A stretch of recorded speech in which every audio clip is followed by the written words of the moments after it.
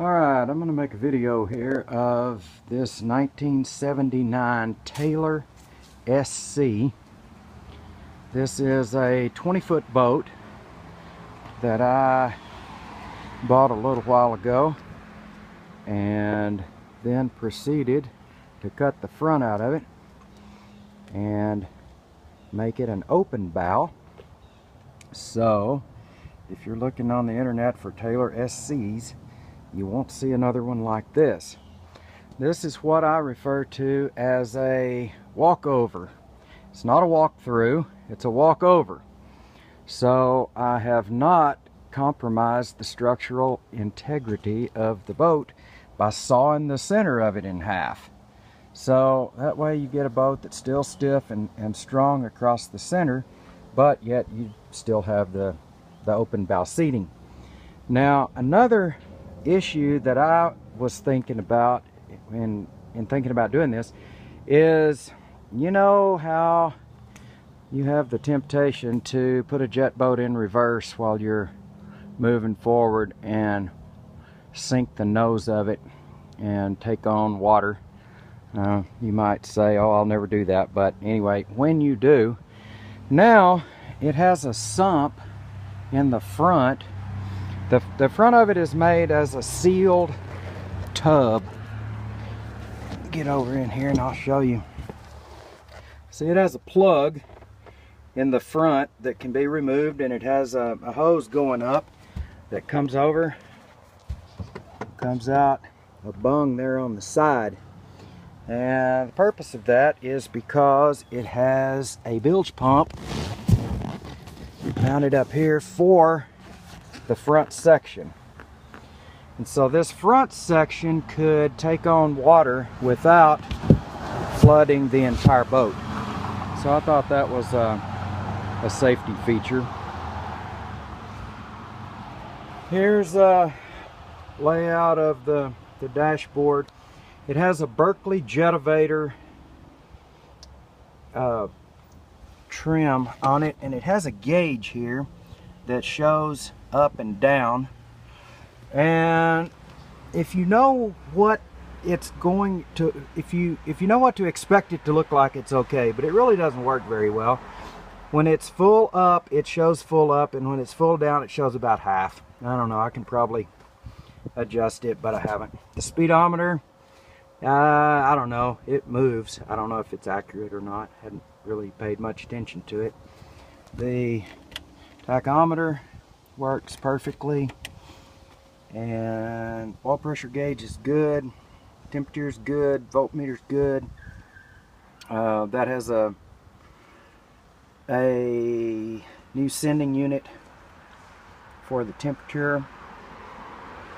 And also, while we're talking about temperature, let me show you something on the engine that I think is unique. I've never owned a jet boat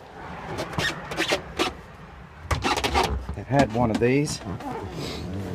This is a thermostat housing in the front of the engine that actually has a 160-degree thermostat in it, and it's a bypass valve so that if the thermostat closes, then it bypasses the water, and that lets the engine run at about, from what I can see on the gauge, about 170 degrees all the time. If you're running wide open across the lake or idling, it doesn't matter, it runs at a very steady temperature.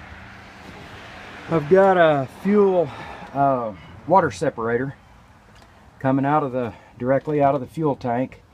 This is the hose coming out. This is the hose that goes down to the mechanical fuel pump on the engine, and then straight up to a Holley 750 vacuum secondary. You see that I've sawed the choke and the top of the carburetor off because I built this hood for it, and the hood lays down flat with the top of the boat like it's supposed to, and it's upholstered so you can climb over it and lay on it and whatever you want to do. And I really did not want to mess up the hood by cutting a hole in it for the carburetor. So I had to saw the air horn off of it. But anyway, for what it's worth, this engine, as you will see in the pictures that go along with this auction, I just built this engine out of a standard bore 4-bolt main block. I used a comp cam jet boat A impeller cam. I mean, it's designed specifically for use in a marine application with a Berkeley pump and a jet an A impeller in the pump. And it's got flat top pistons, so it doesn't have so much compression that you have to put octane booster or, you know, buy $5 gasoline or anything. But anyway, it's built to be a pretty high performance engine, and I believe I've only had it out for maybe an hour since I built the engine, and I'm thinking that it might need an 850. It may be a little under carbureted right now. I'm not really in any hurry to sell this thing. If somebody wants it, okay. If not, I'm perfectly happy to keep it. And so I will probably put an 850 on it and just see how that works. See if it runs any better. Right now, it will, if you just punch it from a standing start, it'll run up to 5,000 RPM and then gradually pull down as it gets a little better bite in the water, and it runs 4,200 RPM. I really believe that engine is capable of a lot more than that. I just haven't had the time or the opportunity to get it out in the water and, you know, and play with it at all. So anyway, that's the story on the engine. Let's see, what else would you need to know? It's got this cool Hurst shifter on there. I'm sure that makes it go fast. And then I made a little dry box out of this stereo cover, so you can put your cell phone and your wallet in there and all the stuff that you normally lose in the lake. Let me close this and then I'll get out and we'll talk about the external appearance a little bit.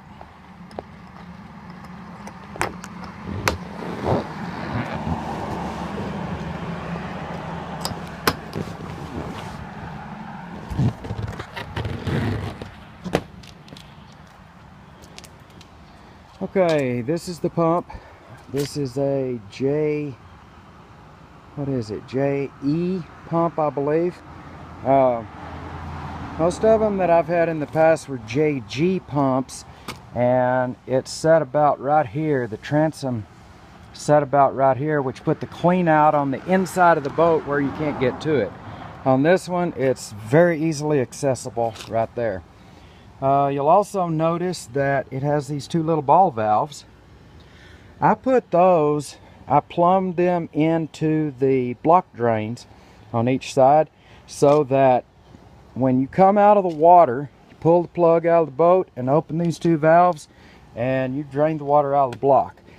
And so that way you don't have to worry about, did I drain it? Is it gonna freeze and bust the block? Or, you know, nothing to remember there. So it's easy to take care of. These cables, I don't know, they kind of look like a mess, but they don't leak a drop. And so one of these days, if I ever get around to it, I might put some new boots on them, but I mean, I guess I really don't care because they don't leak. These exhaust outlets do have rubber flappers that fit on there, and I just took them off this morning because I was running the boat and with a garden hose, and I put some PVC pipe on there to get the, you know, to run the water out away from the boat, and so I took them off. I'll stick those back on there. Anyway, I guess that's about it. Get out here where you can get a shot of it.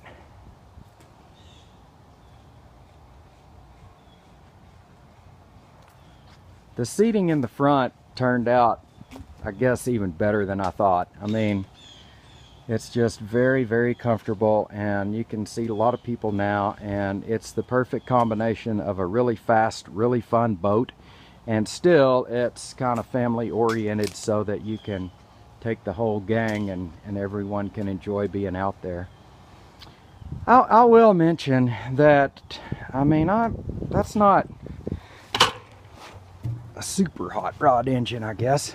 I didn't want to put over the transom headers because I was not willing to destroy the utility of having a nice upholstered hood cover. I didn't want it to be loud and obnoxious. So the cutoff point for me on the cam was that I had to use the through the transom exhaust with the waterlogged manifolds and snails. And so if you look on CompCam's website and you look at their hydraulic flat tappet marine cams, I picked the one that was at the breaking point there where it said it needs improved intake and it lacks headers.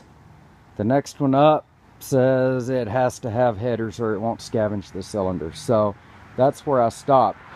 But that is a pretty radical cam. And so if you're thinking that you want a boat that idles like you bought it at Bass Pro Shop, this is not the boat for you. Because as you can see in some of the other videos that I've made, it's got a big lumpy cam and it thumps pretty good, and it's sure not going to idle at 500 RPM. So that's it. Hope you enjoy.